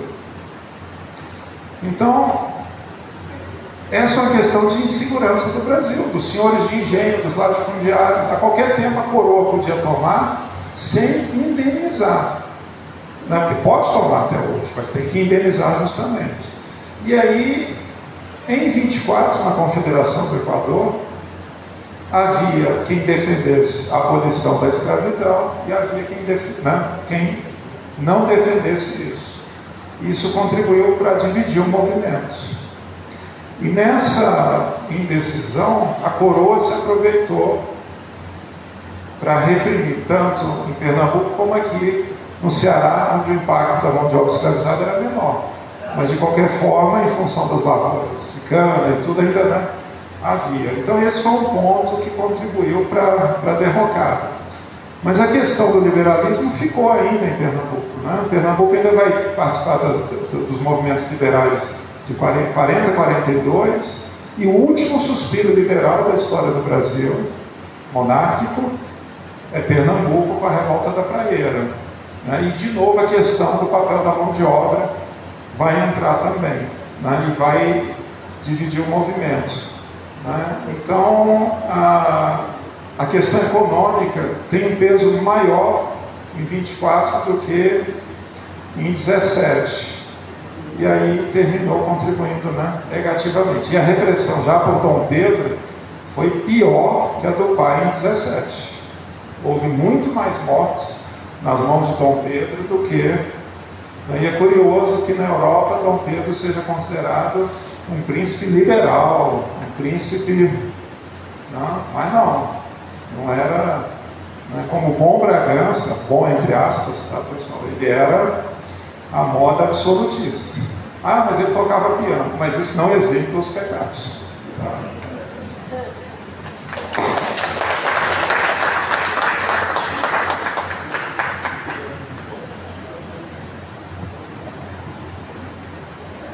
Eu devo ter lido pouco, mas eu não encontrei ainda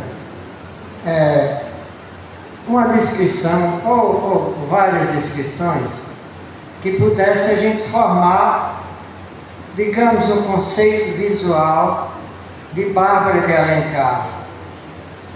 Será que, vendo esses materiais que se publicou, alguma coisa ainda que não foi publicada, alguma coisa, a gente poderia chegar a um consenso para se ter uma imagem mais ou menos fiel de Bárbara de Alencar, para que a gente pudesse representá-la visualmente?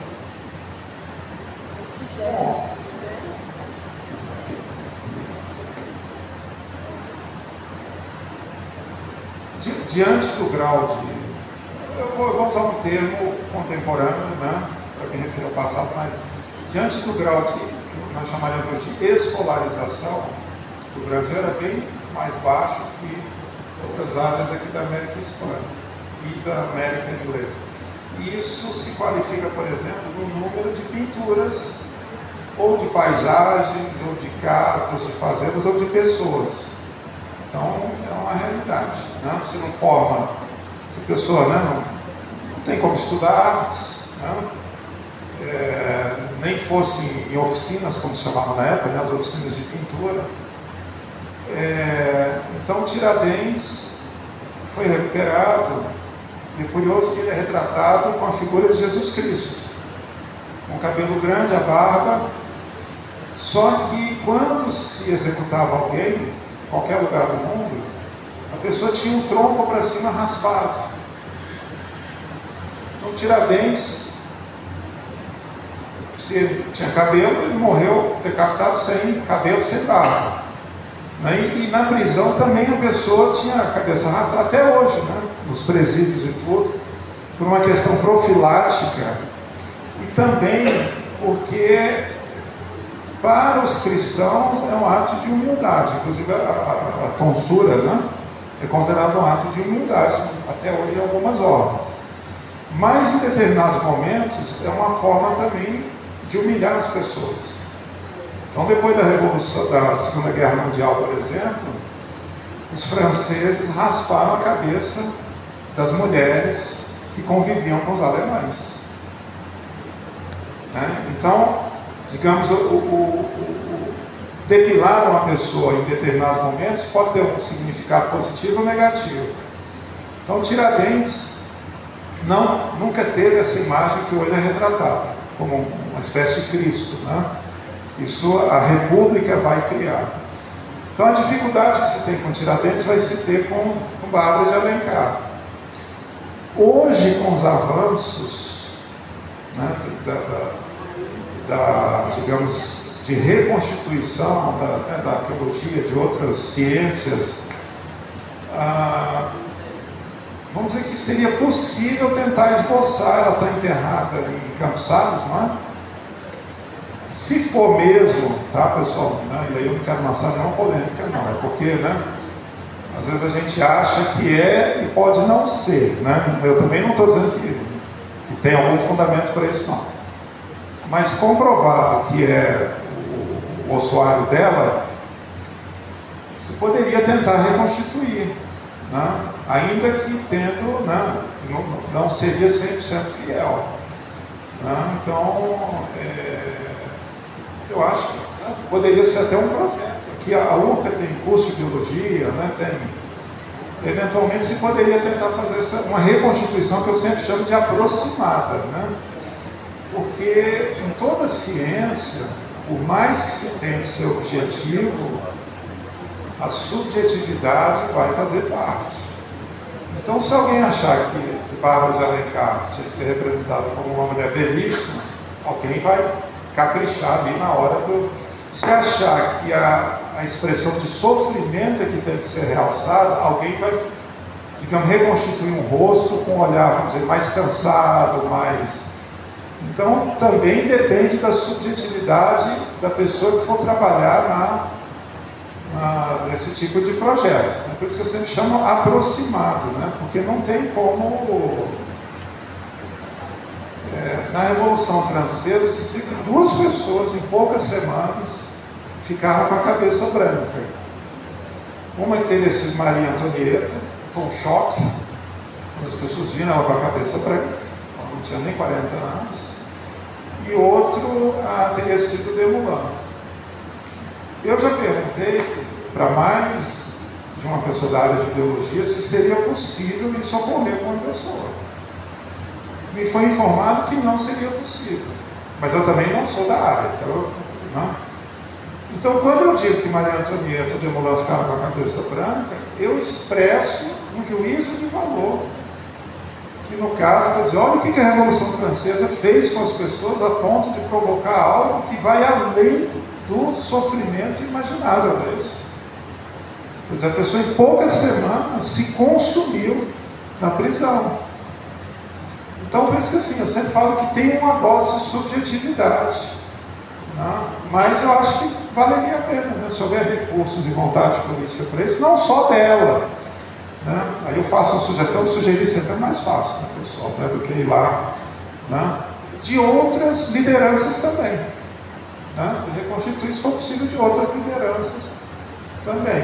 Acho que seria importante, né, esse trabalho. Obrigado. Em 2019 foi tentado fazer isso aqui. Até Francisco José de Brito estava aqui, era Heitor Feitosa na época, e tentaram, tinha uma equipe que veio para cá pensando em fazer isso, pessoal especializado nisso. Só que quando chegou lá em Campos Sales, a prefeita não permitiu, acho que a prefeita não permitiu. Acho que não devia ter tido um contato antes para explicar, sei que não foi permitido. Eu queria perguntar uma coisa que eu acho assim, intrigante. Porque depois da República, o herói nacional foi escolhido pela República Tiradentes, e não um republicano como Tristão, como Frei Caneca, como Mororó, ficaram totalmente esquecidos, e o herói nacional se tornou Tiradentes, que não era republicano, era um herói pela independência. Assim. Aí vem a questão da subjetividade, porque no final do século XIX, do ponto de vista econômico, a força já vinha de São Paulo e Minas Gerais, enquanto que o Nordeste era uma região já decadente do ponto de vista econômico. E o Nordeste, embora tivesse todo esse posicionamento liberal, progressista, na primeira metade do XIX, uma parte, né, do Nordeste, já na segunda metade do século XIX, o Nordeste já é mais monarquista, vamos dizer assim, do que outras partes do país. Agora, por que São Paulo se torna republicano? Porque o econômico vai forçar a mudança no político. Aí vem a questão da mão de obra, né? O café levava 5 anos para começar a ser colhido. Então já não compensava mais utilizar a mão de obra costumeira. E aí a ideia de trazer mão de obra do exterior, porque se fazia a parceria, e durante 3, 4, 5 anos as pessoas, quem convidava não tinha obrigação legal nenhuma de custear nada, de pagar nada, né? Então o café demorava mais do que a cana-de-açúcar. São Paulo, em função da terra, os imigrantes italianos, quando viram a terra roxa, eles não conseguiam falar roxa, então eles falavam rossa. E aí nós passamos a chamar a terra vermelha, achando que ela, né, que é uma terra muito, tanto que até hoje a cana-de-açúcar em São Paulo é superior, né, o cultivo da cana-de-açúcar é superior ao Nordeste. Então, São Paulo, a partir da segunda metade do século XIX, começa a ganhar muito dinheiro com café. E Pernambuco não, Pernambuco, Ceará, não consegue manter a preeminência com a cana, com o tabaco, com o algodão. Então, na hora da implementação da República, aí é um golpe de Estado, e aí, assim, né, um golpe de Estado militar, não é nenhuma revolução, não é nenhuma... Deodoro foi até iludido, ele achou que estava derrubando o chefe de gabinete, que hoje nós chamamos de primeiro-ministro. E aí quando os jovens oficiais começaram a gritar, viva a República, dizem que ele se incomodou, senão eu não vim participar disso. Deodoro, presidente, não, então agora é diferente, né? Aí ele mudou com relação ao movimento. Então, o peso político econômico de São Paulo, Rio com café também, Minas, vai fazer com que eles escolham o ídolo, né, nesse sentido deles. E aí eles vão em confidência. E São Paulo, no século XIX, só como complemento rápido, vai criar uma história, e aí eu não faço distinção entre história com H e história com E. Para mim é tudo história com H. Não sei se todos aqui se recordam da história do Amadeu Bueno, o homem que não quis ser rei. Então, no século XIX, se começa a falar que São Paulo teve um fazendeiro que ofereceu a coroa para ele de São Paulo se transformaria, ele não quis. Que era exatamente para valorizar a economia de São Paulo, o peso político de São Paulo. Está vendo? São Paulo já recusou até um rei. Então, Tiradentes é em função do peso político de Minas, São Paulo e o Nordeste, né, como não conseguiu mais se ampliar, não teve, digamos, essa mesma força política. Né? E aí terminou prevalecendo até hoje, porque, de qualquer forma, do ponto de vista econômico, até hoje a força da região Sudeste é maior que do restante do país. Mas já era hora, né, pelo menos ao lado de Tiradentes, Bárbara de Alencar figurar como, né, no mesmo padrão. Né? E aqui no Nordeste, as demais lideranças, no mínimo, né, teriam que ter outro tratamento também. Né?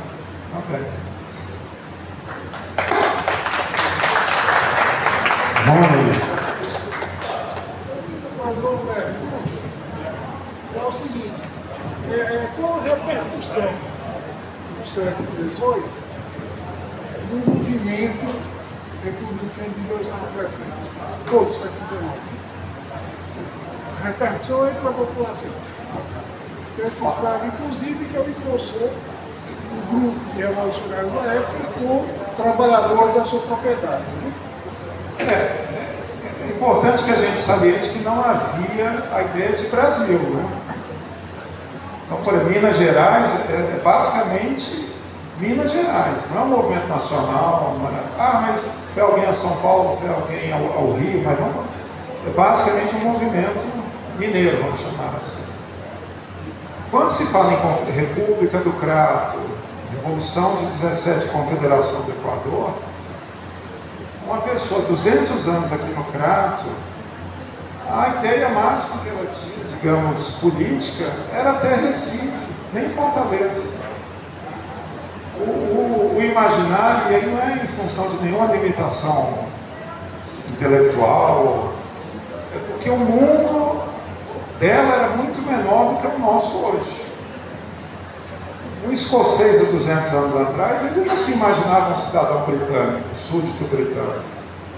Não é? Mas hoje, com a facilidade dos meios de comunicação, a gente pode acompanhar um conclave, né? Pode acompanhar uma guerra lá. Né? Então, a Revolução de 17 e a Confederação do Equador são muito mais complexos que a Inconfidência Mineira, porque elas integram várias unidades do território nacional ou tentam integrar. Então, diante daquele esforço da baixa alfabetização geral da população, é um esforço hercúleo muito mais difícil, né? Para fazer passar e ter a concordância num determinado rumo. E daí a dificuldade de manter, porque vamos imaginar a troca de correspondência, a dificuldade das estradas entre Pernambuco, Paraíba, Rio Grande do Norte, Ceará. Né? Agora, são movimentos até certo ponto restritos, porque boa parte da população do Brasil era escravizada. Então, naquele momento, eles não participavam. Uma boa parte da população, ou em função da alfabetização, ou em função econômica, ou enfim, também não tinha uma participação muito ampla. Né? Vamos lembrar que mesmo com a República, até 1930, a participação da população no eleitorado brasileiro hoje é em torno de 2/3 da população. Mas acho que até 1930 não chegava a 10%. As mulheres eram excluídas do processo político, né? Por isso que Bárbara de Alencar se destaca. Os militares de baixa patente eram excluídos da participação política, os religiosos eram excluídos da participação política, os escravizados eram excluídos. Então, era um percentual pequeno da população. Então, até certo ponto, quem participava, podia participar, fazia parte de uma certa elite, ou intelectual, ou político, ou econômico. Né? Não eram assim movimentos populares. Nem a Revolução Francesa, nem a Revolução Americana vão ter a amplitude que se depois coloca no imaginário. Né? As pessoas imaginam as ruas de Paris com dezenas de milhares de pessoas. Isso provavelmente não deve ter ocorrido como algo cotidiano. Né? Ou as ruas de Boston, nos Estados Unidos, inundadas de pessoas proclamando a República. Não. Aí, em função do peso político e econômico depois, aí você amplia ou diminui. No caso do Nordeste, se diminuiu. No caso de outras áreas, como São Paulo, por exemplo, Minas Gerais, se aumentou. Então, o presente influi na recuperação do passado, naquilo que se vai dar mais ou menos ênfase. Não tem como, é a subjetividade, o que não significa, assim, má fé, né? Mas é a subjetividade de cada pessoa.